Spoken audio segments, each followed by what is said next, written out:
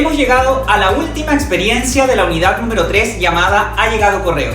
Y para apoyarte en tu aprendizaje, en este video te explicaremos cómo comprender de mejor manera un texto oral y uno escrito. Además, iremos recordando cómo se escribe correctamente un correo electrónico y te orientaremos para que puedas realizar tu encargo número 3 de manera exitosa. Comencemos. Para comenzar, primero abordaremos brevemente lo trabajado en la unidad número 1, comprensión del texto. Y recordaremos que la comprensión tiene diferentes niveles, un nivel inicial o literal y también uno no literal. Este último corresponde a una comprensión que no está explícita en el texto, es decir, para llegar a él debemos inferir o deducir información a partir de lo que se plantea en él. Para poder comprender en este sentido, debemos realizar un proceso en el que, a partir de pistas textuales, extraemos nueva información. Observemos el siguiente ejemplo y consideremos los consejos asociados para ver cómo llevar a cabo este proceso. Una de las cosas que debemos considerar al momento de leer es que cada vez que lo hacemos tenemos un antes, un durante y un después de la lectura, por lo que debemos comenzar fijando el propósito que tenemos al leer y luego leer el título del texto para activar nuestros conocimientos previos. Comencemos leyendo con atención el siguiente título. La práctica como puente al mundo laboral. ¿En qué fijarse al momento de elegirla? Si te das cuenta, al momento de leer este título, vamos activando todos los conocimientos previos que tenemos al respecto. Por ejemplo, al leer práctica profesional, vamos pensando en lo que sabemos sobre el tema. Y lo mismo ocurre con mundo laboral o con puente. A partir de estos conocimientos previos, vamos haciendo predicciones y nos hacemos una idea más o menos de lo que trataría el texto. ¿De qué crees tú que trataría el texto? Ahora que ya activamos algunos conocimientos previos y nos hicimos una idea del contenido del texto, vamos leyéndolo con detenimiento. La forma de entender la práctica de estudiantes en empresas cambió. Si antes las organizaciones las consideraban como una forma de llenar vacantes que se liberaban en época de vacaciones, hoy han entendido que es una forma de captar nuevos talentos y participar de su proceso formativo. Así lo explica Gastón Ramos, director de empleabilidad y vinculación con el medio de Duo QC, quien agrega que para los estudiantes también dejó de ser vista como antes. Los estudiantes dejaron de ver la práctica como un ramo más o un trámite, sino que la ven realmente como un puente entre la educación y el mundo laboral, afirma. Y así lo comprueban los estudios. Según una encuesta realizada por Trabajando.com, el 32% de los estudiantes que realizaron su práctica terminan siendo contratados por la empresa. Asimismo, los resultados mostraron que para un tercio de los alumnos, la práctica profesional es el primer contrato real con el mundo profesional y el 39% lo consideró una buena oportunidad para poner a prueba sus conocimientos.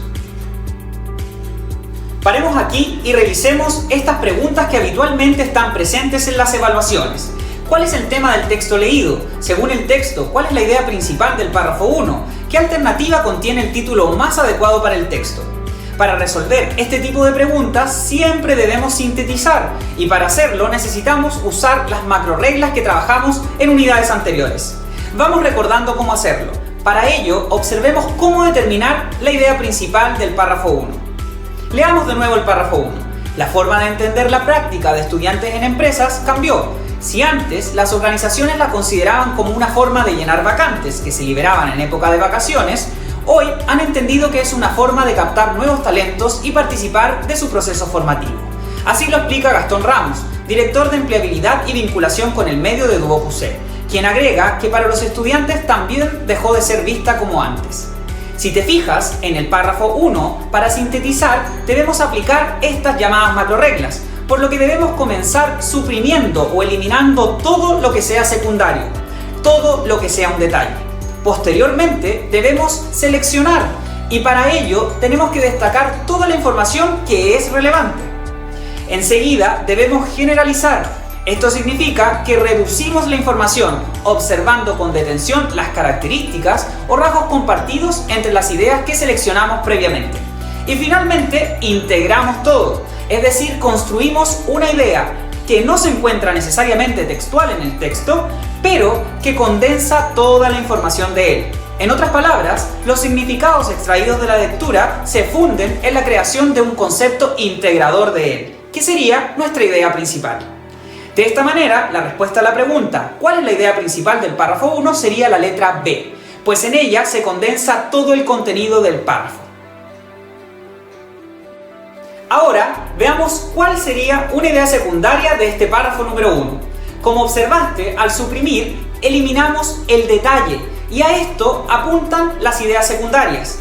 Por ello, una idea secundaria podría ser, por ejemplo, Gastón Ramos agrega que los estudiantes también cambiaron su manera de ver la práctica profesional. Si te fijas, en este punto estamos con una idea que complementa la idea principal. Continuemos viendo cómo saber el propósito del texto leído. Para hacerlo, primero debemos entender qué es un propósito comunicativo. ¿Y qué es un propósito comunicativo? Este corresponde a la intención que tiene el autor, o bien al objetivo último para el cual un texto es utilizado en un intercambio comunicativo. En este caso, el propósito es convencer. Sin embargo, hay varios propósitos, como informar, persuadir, explicar, describir, instruir, entre muchos otros más. Ahora, la pregunta que te harás es, ¿y cómo podemos reconocerlo? Podemos darnos cuenta de qué es convencer porque en el texto identificamos ciertos rasgos de subjetividad, por ejemplo, que hay una idea que se defiende y que también tenemos argumentos que la sostienen. Ahora, miremos el párrafo número 2. Los estudiantes ya dejaron de ver la práctica como un ramo más o un trámite, sino que la ven realmente como un puente entre la educación y el mundo laboral, afirma. Otra pregunta que podrían hacer en una evaluación respecto a este párrafo es ¿cuál es el propósito de emplear una cita en el párrafo 2? Acá es importante fijarse siempre en la palabra inicial de las alternativas, la que suele ser un verbo y su significado es muy importante, pues permite discriminar cuál es la opción correcta. En este caso, corroborar y comprobar son sinónimos, por lo que esta no es la pista, sino que acá la diferencia radica en el referente que se plantea en el párrafo 1 y que hace alusión a los estudiantes, tal como te estamos mostrando.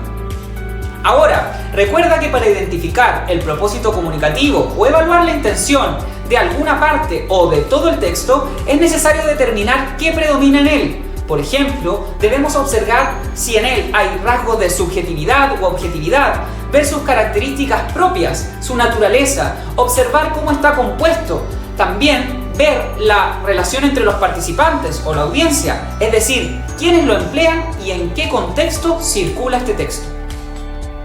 Finalmente, miremos el título del texto. La práctica como puente al mundo laboral. ¿En qué fijarse al momento de elegirla? Una pregunta que nos podrían hacer aquí es en torno a la comprensión no literal, algo así como a partir del título se infiere que, y darnos las siguientes alternativas. Letra A.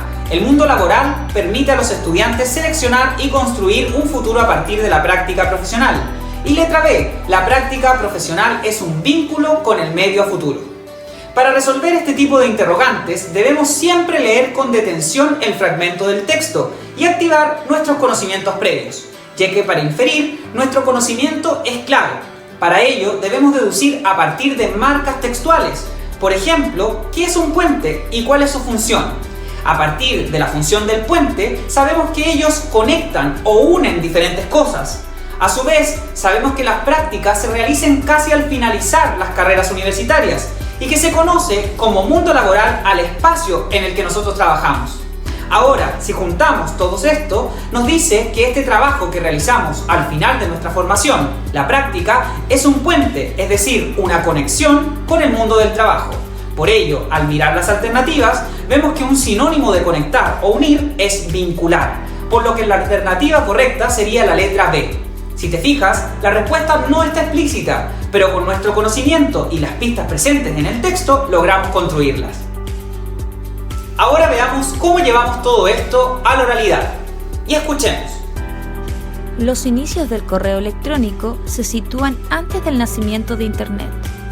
En 1961 tuvo lugar una demostración que pasó a la historia por parte del Instituto Tecnológico de Massachusetts. En ella se exhibió un sistema que permitía a varios usuarios la entrada a un IBM 7094 desde terminales remotas y facilitaba el almacenamiento de archivos en el disco del ordenador.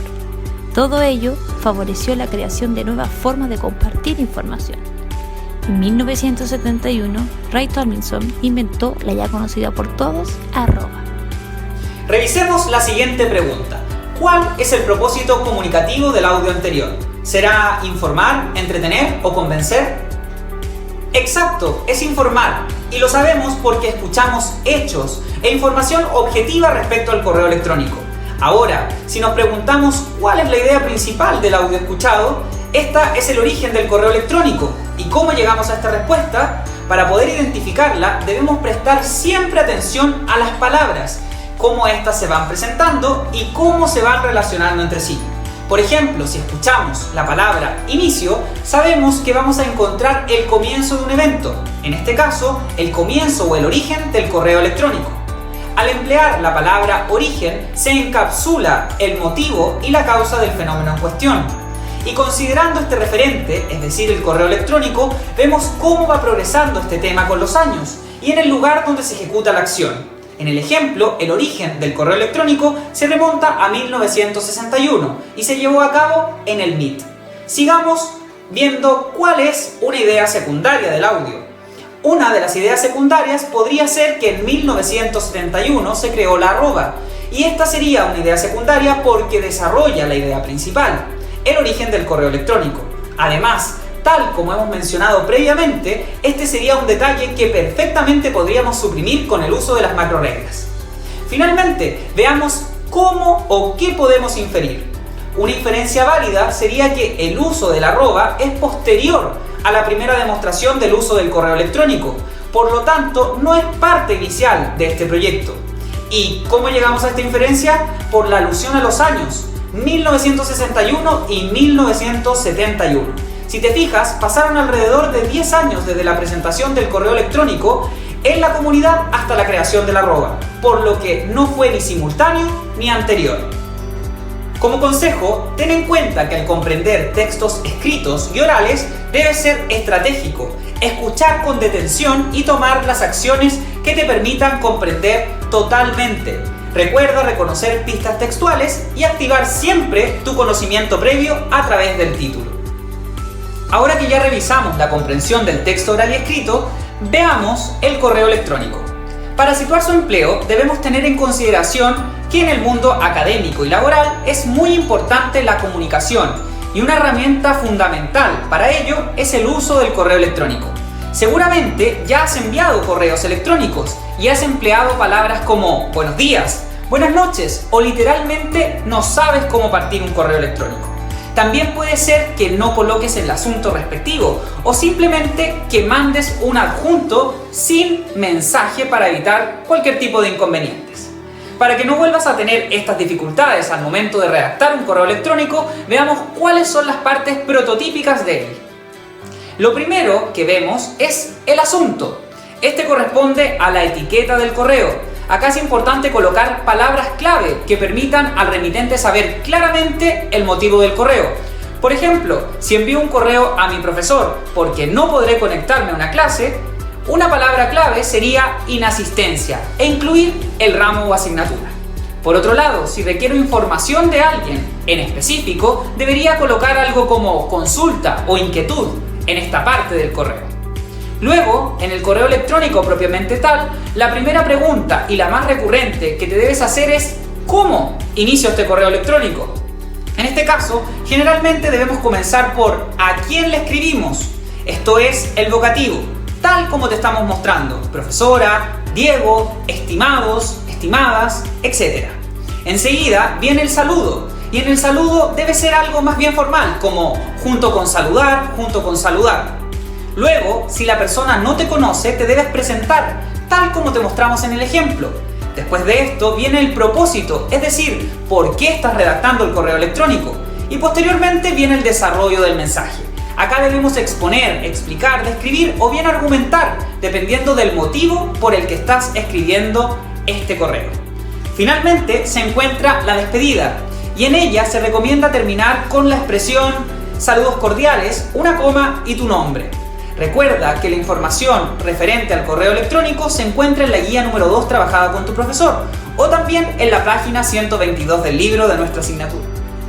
Como ya conocemos el correo electrónico y este se relaciona directamente con el encargo de la experiencia, revisemos en qué consiste este encargo número 3. Para hacer el encargo tendrás que imaginarte que te encuentras a punto de concluir tus estudios en Duoc UC y que solo te falta realizar la práctica profesional y el portafolio de título para terminar todo tu proceso. Por ello, le has solicitado a uno de tus profesores que te ayude a conseguir un centro de práctica que te acepte. El docente se ha contactado con una importante empresa de la región y te ha redirigido el siguiente correo con la respuesta que recibió.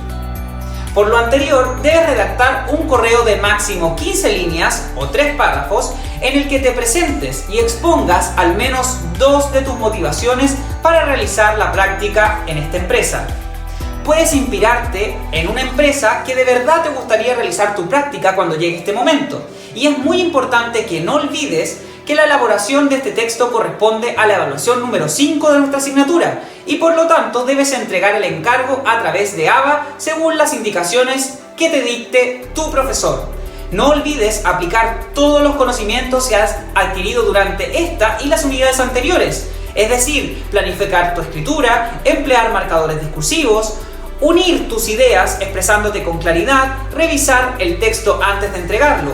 Y también te recomendamos revisar la rúbrica con la que se evaluará la redacción de tu texto. Recuerda, finalmente, que utilizaremos la herramienta CyphaSync para determinar que no exista plagio. Para ir terminando este video, no olvides que todo lo presentado en él es para que puedas tener claridad en tu último encargo y que todo el material revisado se encuentra en las guías trabajadas con tu profesor y están disponibles en el ABA o también en tu libro de clases. Finalmente, te deseamos éxito en las evaluaciones que nos quedan y agradecemos todo el trabajo que has llevado a cabo durante este semestre. Nos vemos en una próxima cápsula. Mucho éxito.